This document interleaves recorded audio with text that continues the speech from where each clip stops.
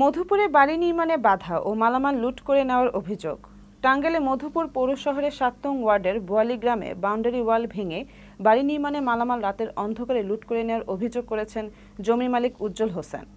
টাঙ্গাইল মধুপুর প্রতিনিধি বাবুল রানা আইটিভি বাংলাকে জানিয়েছেন, ২০১৮ সালে জামালপুর সরিষাবাড়ি উপজেলার বয়রা গ্রামের আব্দুস সবুরের ছেলে উজ্জ্বল হোসেন পুন্ডুরা গ্রামের মৃত মোমতাজ আলীর ছেলে সালামের কাছ হতে ৮% জমি ক্রয় করেন। ২০১৮ সালে এই মধুপুর বোয়ালি মোড়ে ৮% জমি ক্রয় করি সালামের কাছ থেকে।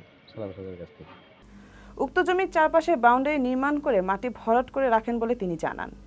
পরবর্তীতে বাড়ি নির্মাণের কাজ শুরু করলে গোপালপুর উপজেলার মিস্ত্রিপুটি গ্রামের মৃত আবু তাহেরের ছেলে ফজলুল হক ও বোয়ালি গ্রামের মৃত আলাউদ্দিনের ছেলে কামাল হোসেন সহ আরও কয়েকজন মিলে রাতের অন্ধকারে বাউন্ডারি ওয়াল ভেঙে নির্মাণাধীন বাড়ির মালামাল নিয়ে যায়।